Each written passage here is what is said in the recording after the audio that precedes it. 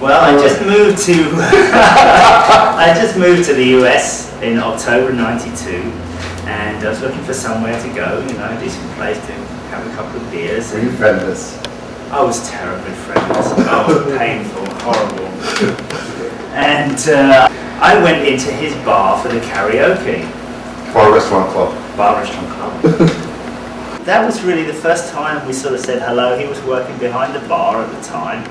And I heard this British accent, right? I went back. So I went up to him that first night and I said, "Don't look so petrified. You'll do fine." He said, "I'm not petrified." And inside he's going, "God, am I petrified?" Stiff upper lip, British stiff upper lip. That's it. That's right. So that's really where it started. We sort of, I was back there every week for basically the rest of my life.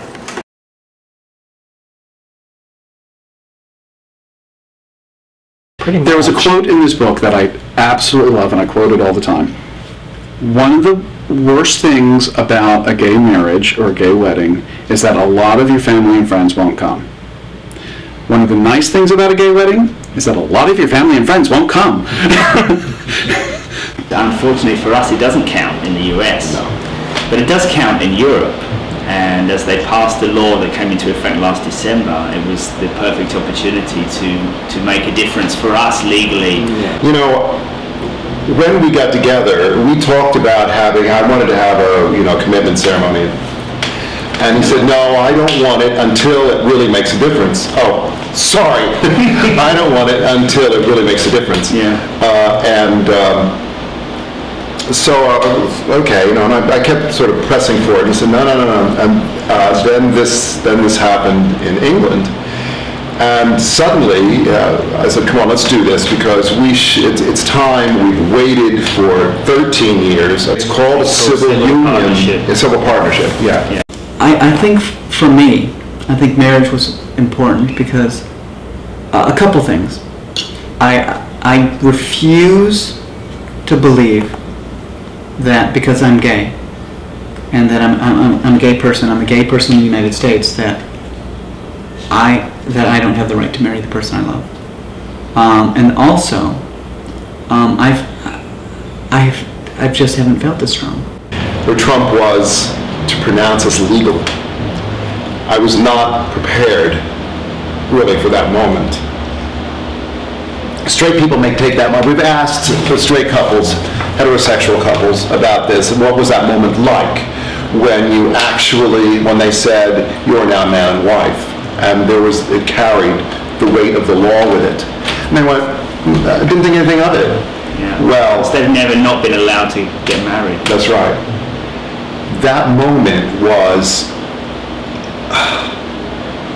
so, it was like, I don't know, it was like being hit with the most glorious ton of bricks. It's suddenly you had joined this exclusive club or something.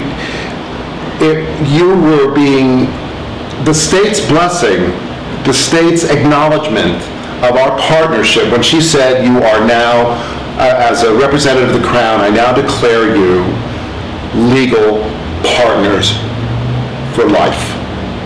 It was like, wow, that's what that feels It's like. all real. Yeah. We do realize the importance of it because it's not just automatically granted to us, as it should be. It's partly so that we feel married, and it's just another commitment and all of that, but I think it has a lot to do with just showing everybody else how committed we are, our family and friends, and just celebrating with them. Also, I didn't want to be, 80 years old with a boyfriend. I don't want to be 80 years old with a boyfriend. I want to be 80 year old with a spouse, and that's why it's different for me. I don't know about you. To me, it's very similar. Marriage is very important for me because I want to have a complete family. To me, when two people are dating and even if they promise to stay with each other for the rest of their life, it's not a marriage. To me, that's a dating process. Marriage is when you have a ceremony, when you have friends and parents that witness you and your partner exchanging the wedding rings. Yeah, that's very true. That's my meaning of marriage.